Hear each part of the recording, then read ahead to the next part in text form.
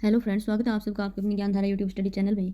हम पढ़ रहे हैं संस्कृत साहित्य, जिसको हम छोटे छोटे भागों में विभाजित करते हुए पढ़ेंगे। तो उसमें शामिल है एक टॉपिक जिससे हर बार एग्जाम में प्रश्न बनते हैं, पंच महायज्ञ। तो पंच महायज्ञ क्या होते हैं, किस प्रकार इनको किया जाता है, कौन कौन से यज्ञ इसमें शामिल है, इस बारे में हम यहाँ आज पढ़ने वाले हैं। तो पंच महायज्ञ है वो वैदिक काल से ही प्रचलित है।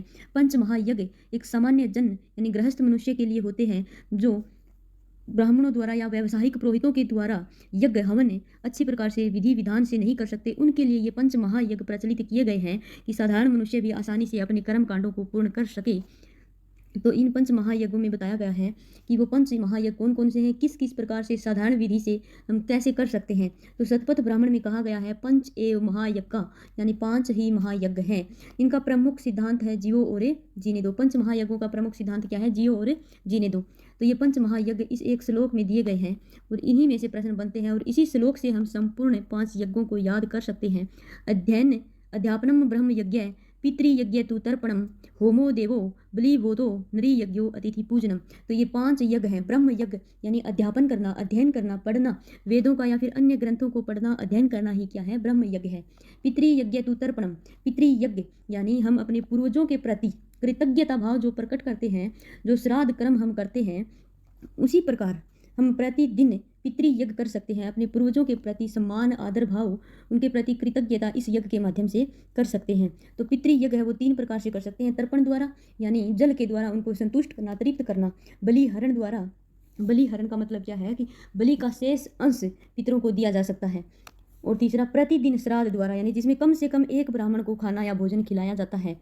यानी इस पितृयज्ञ में हम जो श्राद्ध में कर्म कांड करते हैं, पिंड दान देते हैं, विधि विधान से करते हैं, उस प्रकार न करके हम साधारण रूप से प्रतिदिन एक ब्राह्मण को भोजन खिलाकर ही उनके प्रति कृतज्ञता प्रकट कर सकते हैं। दूसरा है देवयज्ञ। देवयज्ञ होता है हवन करना, देवताओं के प्रति सम्मान करना। तो वही क्या है? यानी अग्नि समिधा में डालना, अग्नि समिधा में नहीं, समिधा अग्नि में डालना। समिधा यानी सामग्री अग्नि में हम डाल देते हैं तो वो देव यज्ञ हमारा स्वीकार हो जाता है। चौथा है बलि भूतो।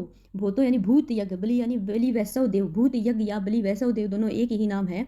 वैसव देव का अर्थ यहाँ क्या है? देवताओं को पकवान देना, भोजन देना।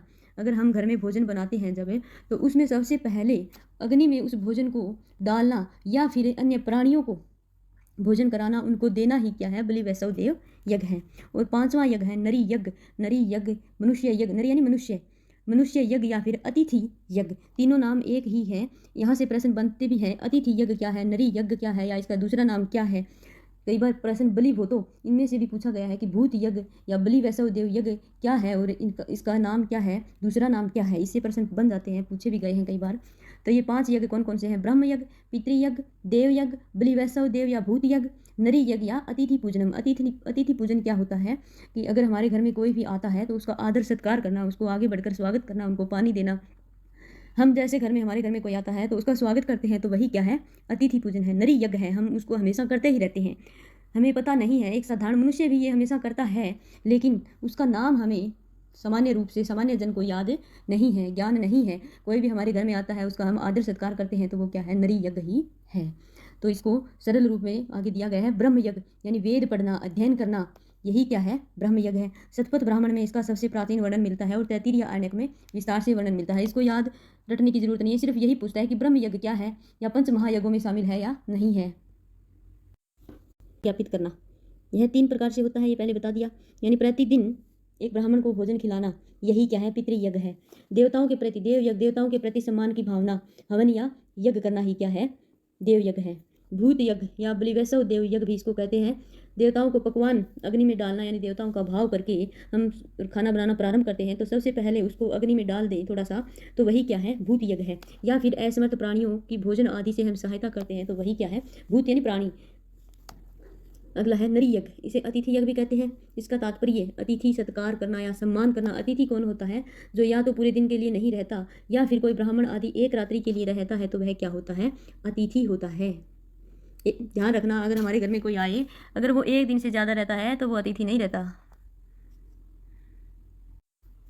ये प्रश्न भी यहाँ दिए गए हैं। पंच महायज्ञसु परिगणितो अस्ति। तो यहाँ हमें ये सभी पढ़े हुए हैं।